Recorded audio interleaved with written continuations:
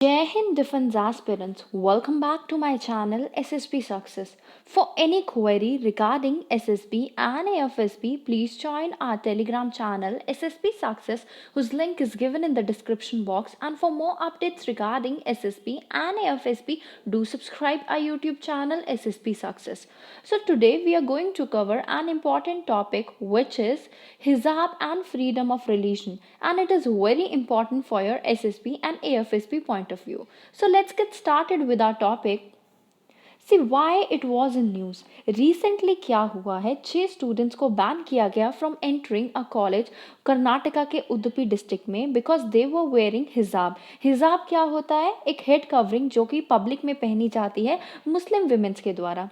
ये इशू जो है लीगल क्वेश्चंस को थ्रो अप करता है on reading the freedom of religion, और कि वेदर जो राइट टू वेयर अ हिजाब वो कॉन्स्टिट्यूशनली प्रोटेक्टेड है कि नहीं है। ओके देखो, how is religious freedom protected under the constitution. Article 25(1) जो है कॉन्स्टिट्यूशन का, ये गारंटी करता है freedom of conscience and right freely to process, practice and propagate religion.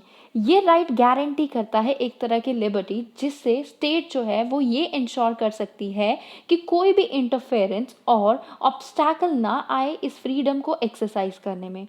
However दूसरे फंडामेंटल राइट्स की तरह स्टेट इस राइट को भी रिस्ट्रिक्ट कर सकती है on the ground of public order, decency, morality, health and other state interest.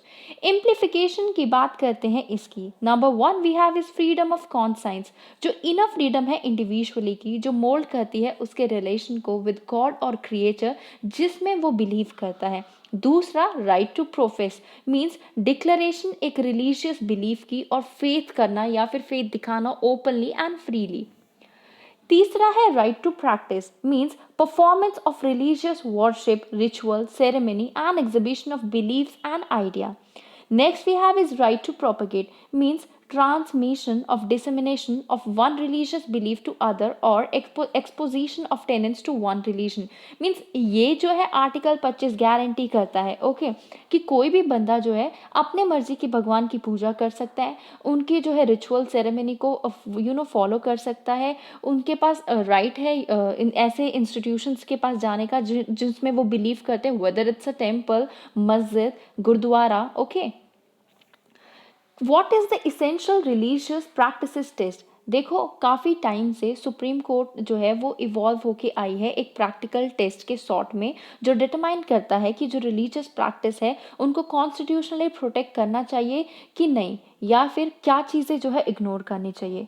देखो 1954 में सुप्रीम कोर्ट ने एक जो है केस हेल्ड किया था जिसका नाम था शिरूर मठ केस, जिसमें जो है टर्म रिलीजन जो है वो सारे रिचुअल एंड प्रैक्टिस को जो है कवर करती है, और इंटीग्रल जो है मतलब जो रिलीजियस और रिचुअल्स रिलीजन के उनको कवर करती है। ये टेस्ट ये डिटरमाइन करता है कि क्या इंटीग्रल है, मतलब इसेंशियल रिलीजियस प्रैक्टिस टेस्ट को जो है ये डिटरमाइन करता है।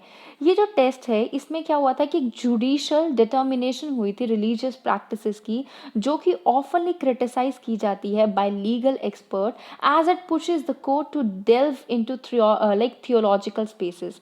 ओके क्रिटिसिज्म ऑफ टेस्ट की बात करते हैं। स्कॉलर्स ये मानते हैं कि ये बेटर है कि कोर्ट को जो है रिलीजियस प्रैक्टिसेस को प्रोहिबिट करना चाहिए पब्लिक ऑर्डर के लिए, रेदर देन डिटरमाइन करने की जगह कि क्या ज़रूरी है एक रिलीजन के लिए जो मतलब उसको प्रोटेक्ट करने के लिए what are the essential things. Means समझ आया ना क्या कहना चाह रही हूँ। मीन्स जो हमारे स्कॉलर्स है वो ये कहते हैं कि रिलीजियस प्रैक्टिसेस को जो है प्रोहिबिट कर दो पब्लिक ऑर्डर में, बट को इंस्टेड ऑफ किस चीज़ के जो कोर्ट जो है ये डिटरमाइन करे कि क्या ज़रूरी है, कौन से जो फंडामेंटल एक्ट्स या फिर कहीं कौन से एक्ट ज़रूरी है जिससे हमें रिलीजियस प्रैक्टिसेस को प्रोटेक्ट करने की ज़रूरत है।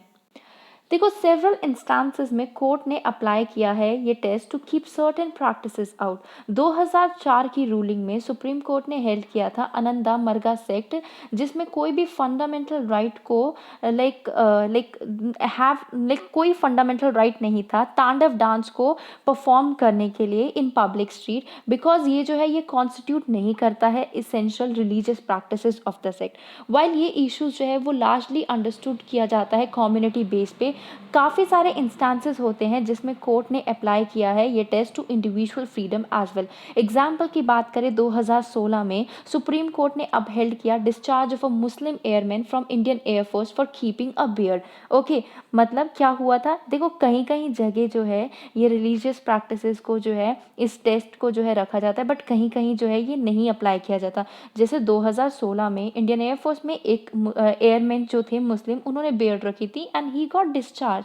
आर्म फोर्स रेगुलेशन 1964 ये प्रोहिबिट करता है कि जो ग्रोथ ऑफ हेयर है by arm forces personnel except for personnel whose religious prohibits the cutting of hair और शेविंग ऑफ फेस। मीन्स क्या मतलब है इसका, देखो आर्म फोर्सेस रेगुलेशन 1964 एक्ट ये कहता है कि आर्म फोर्सेस जो है वो हेयर ग्रो करने के लिए मना करती है। और किस में हेयर ग्रो करना अलाउड है, अगर उस रिलीजन में जो रिलीजन जो है मना करता है हेयर को कट करने से और शेव करने से। मीन्स यहाँ पे हमारे सिख लोगों की बात की जा रही है। जो कोर्ट इसेंशली हेल्ड करती है कि keeping a beard was not an essential part of Islamic practices. Means beard रखना इस्लामिक प्रैक्टिसेस का जो है वो कंपल्शन नहीं है। How have court ruled so far on the issue of हिजाब की बात कर लेते हैं। देखो ये जो है काफ़ी टाइम टू टाइम ये कोर्ट में पुट किया गया है यही इशू हिजाब वाला on several occasion. Two sets of ruling of Kerala high court particularly जो की गई थी राइट ऑफ मुस्लिम वुमेन किस बेसिस पे, उनके ड्रेस पे according to the tenets of Islam throw up conflicting answers. Okay, means इसी चीज़ पे कर्नाटका नहीं सॉरी केरला की हाई कोर्ट 2 बार रूलिंग कर चुकी है। 2015 में क्या हुआ, 2 पिटिशंस फाइल की गई before the Kerala high court जिन्होंने चैलेंज किया prescription of dress code for all India pre medical entrance exam which prescribe wearing light clothes with half sleeves, not having big buttons, brooch patch flower with salwar trouser and slippers and not shoes। Okay 2015 में क्या हुआ था, all India pre medical entrance exam के लिए dress code दिया गया था, ठीक है, जो कि मैंने अभी आपको बताया। तो उसको भी चैलेंज किया गया था एक पिटीशन डाल के। आर्ग्यूमेंट ये एडमिट की गई, जो central board of school education है वो ये रूल करता है कि जो कैंडिडेट है वो ये इंश्योर ये जो रूलिंग थी ये इंश्योर करने के लिए थी कि कोई अनफेयर मेथड ना यूज़ किया जा सके कपड़ों में, मतलब कोई अनफेयर मेथड ना छुपाया जा सके। तो इस वजह से ये जो है ये स्टेटमेंट या फिर कहे ये पूरा ड्रेस कोड दिया गया था। तो केरला हाई कोर्ट ने डायरेक्ट किया सीबीएसई को कि to put in place additional measures for checking student who intend to wear a dress according to religious custom but contrary to the dress code। Means Kerala high court ने ये कहा देखो जो students हिजाब या फिर जिनकी जो है रिलीजियस कस्टम रिलीजियस मतलब कपड़े जो जिनका जैसे सिख टर्बन हो गया हिजाब हो गया जो मुस्लिम वेमेंस पहनते तो उनके लिए और तरीके ढूंढो ना आप चेकिंग करने के, सो दैट वो जो है कोई ऑब्जेक्ट को कंसील ना कर सके अपने कपड़ों के अंदर। उसके बाद Amna Bint Basheer versus central board of secondary education 2016 जो केरला हाई कोर्ट में केस गया, उन्होंने इस इशू को मोर क्लोजली एग्जामिन किया। कोर्ट ने ये कहा कि जो प्रैक्टिस है ऑफ वेयरिंग अ हिजाब ये एक इसेंशियल रिलीजियस प्रैक्टिस कॉन्स्टिट्यूट करती है और ये कहीं भी जाके सीबीएसई के रूल के साथ क्वैश नहीं कर रही है। कोर्ट ने वंस अगेन अलाउ किया एडिशनल मेजर्स और सेफगार्ड्स पुट किए गए in place of in 2015। Means और तरीके आप ला सकते हो जिससे आप बच्चों की जो है चेकिंग अच्छे से कर पाओ।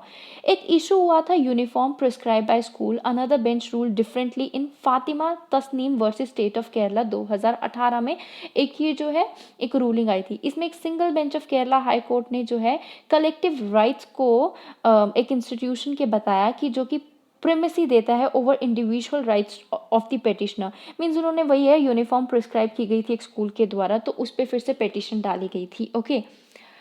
Okay, so guys, that was all. I hope you liked the video. If you like it, do like it, share it and subscribe our YouTube channel SSP Success। और PDF के लिए आप हमारा Telegram चैनल जो है join करें। Thank you, bye bye, take care.